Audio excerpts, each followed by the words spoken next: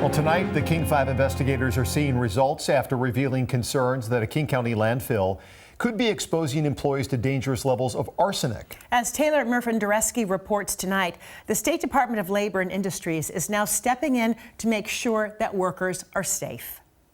This month when John DeMello's phone rang. Well, it was a surprise. On the other end was a state investigator. You know, he's supposed to be monitoring workers' safety. And he was asking me some questions. DeMello says he asked about his experience working as a truck driver at King County's Cedar Hills Regional Landfill. It's the Maple Valley facility where workers like him are worried on-the-job exposure to arsenic has impacted their health. We take that really, really seriously. Matt Ross is a spokesperson for L&I, the Washington State Department of Labor and Industries. We're looking at how the county evaluates employee exposure, how they monitor it, how they test for it, what they're looking for. He says the agency has opened a health and safety inspection at Cedar Hills after seeing our November investigation At a King County landfill, which exposed how King County has repeatedly gotten in trouble for arsenic levels at the landfill that are too high and significant non-compliance of environmental rules. Multiple employees, including DeMello and King County engineer Colleen Christensen, have accused the county of not doing enough to keep workers safe from the highly toxic chemical. One of my field crew, she had to stick her arm down in it, and her arm was red all the way up to here, and she said it just felt itchy and horrible. Records show the elevated arsenic levels have been a problem at the landfill for more than a decade, and it's all related to Cedar Hills' process of managing landfill gas, a byproduct of the trash that decomposes here. We've always been told it's not a hazardous environment. You got nothing to worry about.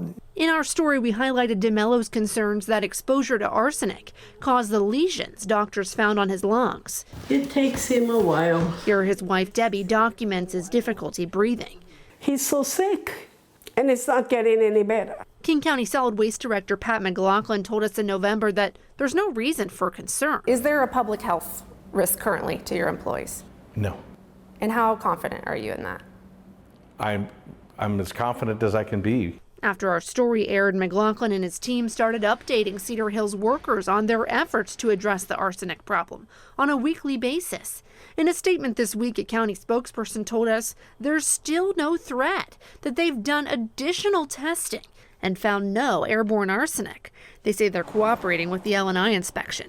L&I has up to 6 months to complete their inspection, which Ross says will also focus on employee training and protective equipment. Are they giving their employees the knowledge and the experience and the tools they need to know what they need to do when they're handling hazardous chemicals? This isn't the first time the agency has responded to Cedar Hills for arsenic-related concerns. In 2021, after Christensen filed complaints to L&I, the agency issued violations, finding she was right. King County didn't do enough to protect its workers. The story you covered raised some of the same issues that we saw at the site back in 2021. It made it clear that workers at the site had some of the same concerns and worries.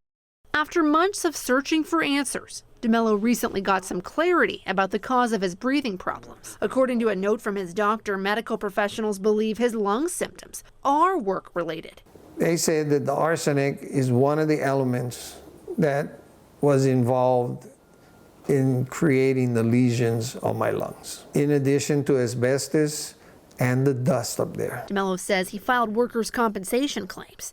It really hurts to hear that these elements are the cause of your illness.